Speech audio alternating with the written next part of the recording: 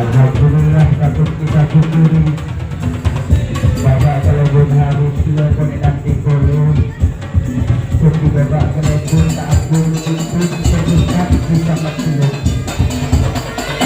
Alhamdulillah ayo rekan-rekan semuanya segala hiburan tentang beberapa hari yang begitu harapan kita benar-benar bisa membayar maksimum.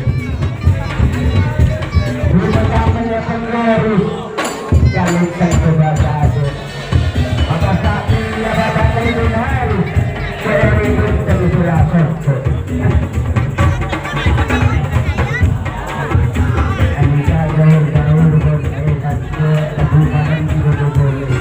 tapi kita suruh berlayar ke timur